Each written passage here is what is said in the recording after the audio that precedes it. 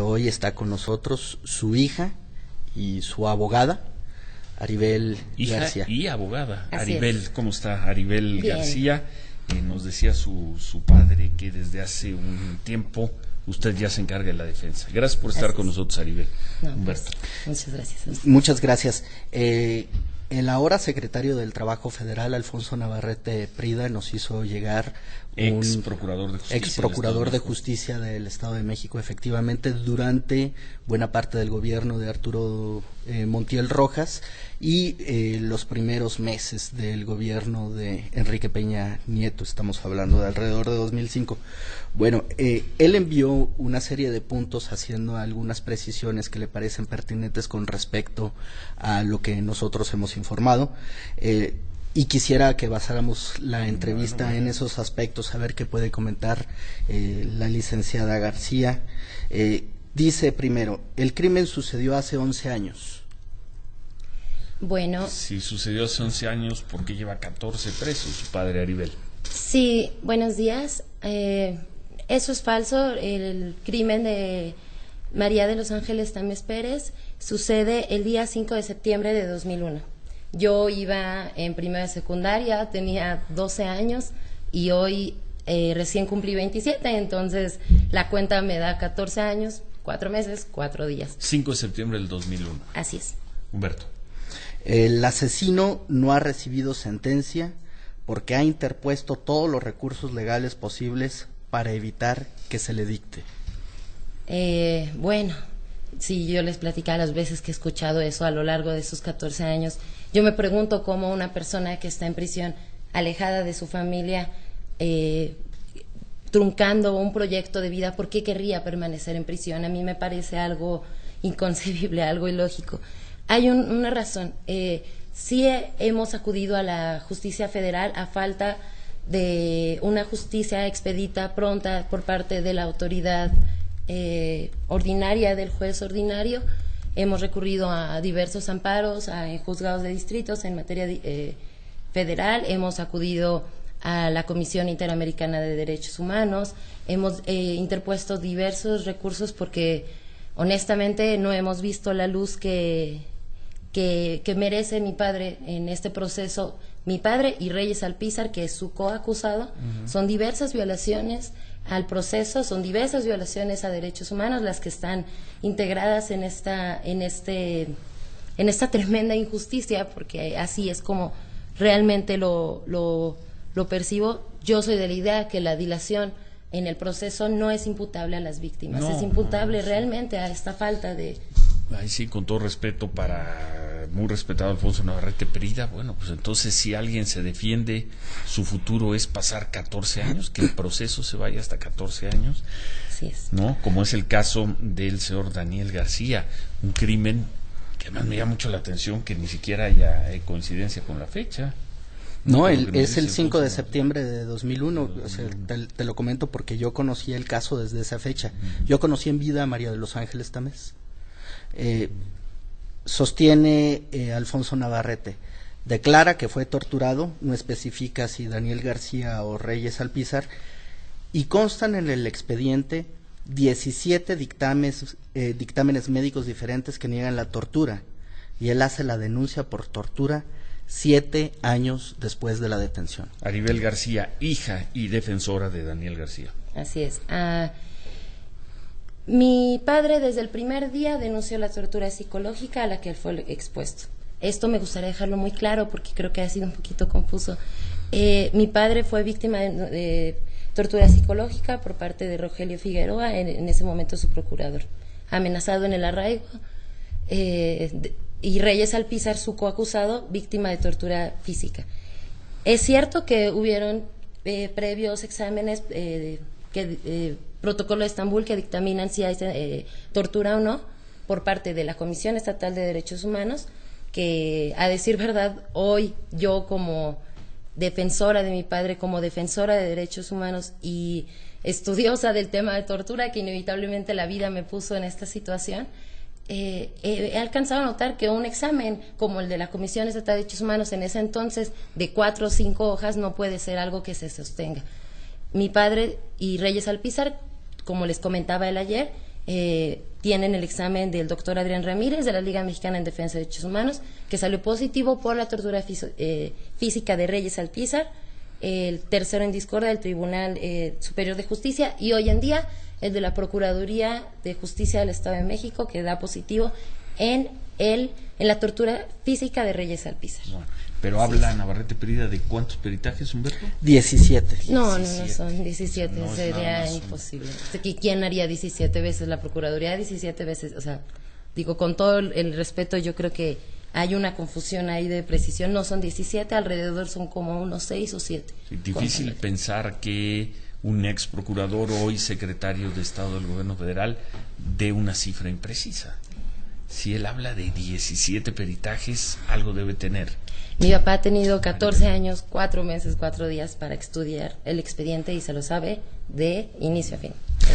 Entre paréntesis, yo le pedí a Reyes Alpizar en el curso de los meses que tengo trabajando con el asunto que hiciera un diario, lo presentó, me lo envió en una libreta, y él dice respecto a la tortura que le habrían infligido toques eléctricos en genitales, que le rompieron las costillas, que le desprendieron las orejas, y que él terminó confesando, firmando las hojas cuyo contenido dice él no conocía, luego de que le presentaron la pañalera de su hija recién nacida.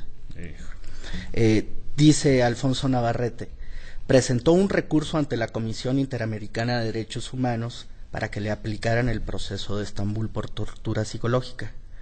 La Comisión Interamericana de Derechos Humanos negó también la tortura psicológica. Eso es completamente falso. Por sí misma la composición de la Comisión Interamericana no tiene las facultades para negar ningún protocolo, no los lleva a cabo.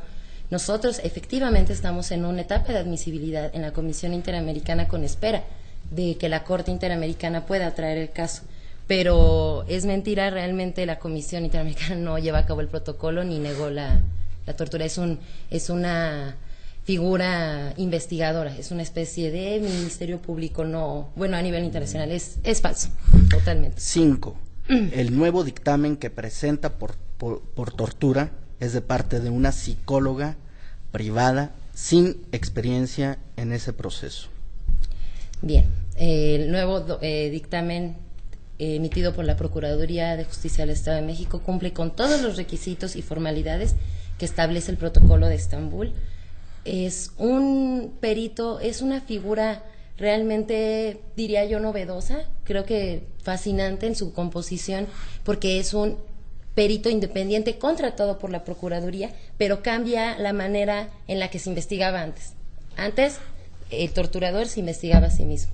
Hoy en día existen estos peritos independientes que son, como mencioné, contratados por la Procuraduría. No es una una psicóloga sin experiencia. Yo creo que el caso de Daniel García y Reyes Alpizar es paradigmático en términos de tortura, en términos de prisión preventiva, pero al final es un reflejo de... Bien, Humberto. Sí. La 6, y aquí es necesario hacer un contexto. Se presentó inicialmente como asesino material a un hombre llamado Jaime Martínez Franco, quien, según las constancias procesales, distintos testimonios, una entrevista que yo le hice en el penal, se hacía llamar Elías Gutiérrez Figueroa por el asesinato que había cometido de un militar en Atizapán en 1996 o 1997. Lo desarmó y lo mató con la propia arma del militar. La Procuraduría sostuvo en su momento que se trataba de personas distintas. Dice Alfonso Navarrete Prida, declara, supongo que se refiere a tu papá, que el Jimmy está preso, cosa que no es cierta puesto que presentó su cartilla militar como identificación y esta no corresponde con la cartilla que tiene la PGR de esta persona. No está preso, según Navarrete Prida. No, ahorita no está preso. Él salió en el 2003 o 2004 caminando, no fueron a detenerlo. Aribel. Sí, bueno, realmente el examen en dactiloscopía para comprobar la identidad de Jaime no fue con la cartilla militar, fue con el registro que tenía el entonces Instituto Federal Electoral. Y bueno, realmente tampoco fue con la firma, fue con la huella dactiloscópica en la que salió en el examen de Bucetich aproximadamente 15 puntos que confirman que que Reyes Alpizar no es Elías Gutiérrez Figueroa, que era como comenté, ¿no? Humberto, su apodo. Bueno, vamos a hacer una pausa y continuamos esta conversación con Aribel García, que es la hija y además la abogada defensora de su padre, de Daniel García, quien lleva, y por eso esta historia. Me están preguntando por qué le dan tanto tiempo a esta historia, porque el señor Daniel García lleva, esta mañana está cumpliendo 14 años, 4 meses y 4 días preso, sin que se le haya dictado sentencia. Agradecemos a Alfonso Navarrete Prida que nos haya por supuesto hecho llegar esta información que estamos usando como base para la entrevista, esta conversación con Aribel García, la hija de Daniel García. Tenemos esta conversación con Aribel García, hija y abogada de Daniel García, quien lleva 14 años, 4 meses y 4 días en prisión, en el penal de Barrientos, sin que se le haya dictado sentencia. Se le acusa de un homicidio, 14 años, 4 meses, 4 días, sin que se le haya declarado culpable. Humberto, estamos leyendo, también nos hizo llegar información el entonces Procurador de Justicia del Estado de México, hoy Secretario del Trabajo, Alfonso Navarrete Prida, se lo agradecemos a Alfonso, sobre lo que él considera imprecisiones respecto de lo que nos ha dicho en este espacio, o lo que nos dijo ayer aquí Daniel García, y la estamos usando como base para la entrevista, ese documento de Alfonso Navarrete Prida, como base para la entrevista con Aribel García, hija y defensora de Daniel García. Humberto Panti. La última observación que hace Navarrete Prida dice que hay un testigo de oídas, cuando existe un testigo que los escuchó a él y al Jimmy ponerse de acuerdo para matar a la Oxisa. Aribel. Esa parte en la averiguación previa existe. El testigo, supuesto testigo de oídas, es Reyes Alpizar Ortiz, el coacusado en papá, que hoy está preso en el bordo en esa, comprobado, torturado por elementos de la Procuraduría. Es la única prueba que podría decir que mantiene preso hoy a mi papá, sí. a Reyes Alpizar por sí mismo. Yo creo que, como te decía, la tardanza en emitir la sentencia no es porque ellos quieran estar presos. Yo lamento mucho toda esta situación. Yo he vivido la mitad de mi vida con esta situación. Yo creo que a todos y a cada una de las víctimas de esta enorme injusticia nos surge ya justicia, verdad, a todas y a todos. Increíble que digas nos surge a 14 años. ¿Qué justicia tiene este país para que una persona lleve 14 años, 4 meses, 4 días y contando en la cárcel sin que se le haya dictado sentencia? Aquí no estamos discutiendo, ni estamos entrando al punto de si el señor asesinó a esta mujer, a esta señora Tamés, Ángeles Tamés, ¿verdad? María de los Ángeles Tamés. No estamos discutiendo eso. Lo que le estamos preguntando a los jueces de este país, lo que le estamos preguntando a los ministros de la Suprema Corte, a los consejos de la Judicatura, al Tribunal Superior de Justicia del Estado de México, a la Procuradora General de la República, al Presidente de la República, al Procurador de Justicia del Estado de México, a los cuerpos de abogados. Lo que le estamos preguntando es cómo es posible que en México 2016 haya un caso de una persona que lleve 14 años, 4 meses, 4 días en prisión sin que se le haya dictado sentencia. ¿Cuántos casos así hay en el mundo?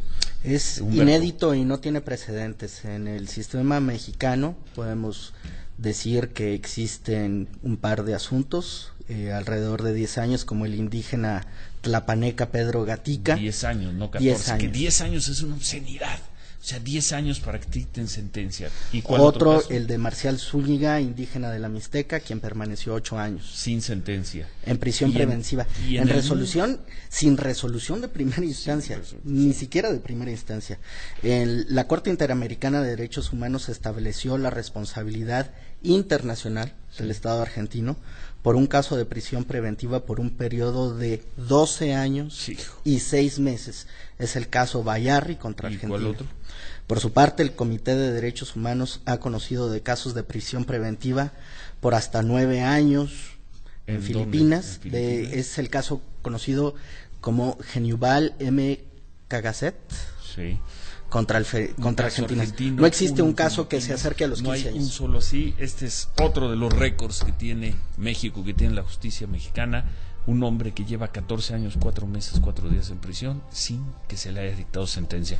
Vamos a una pausa y al regresar concluimos esta conversación. Queremos escuchar ahora tu opinión, Aribel García.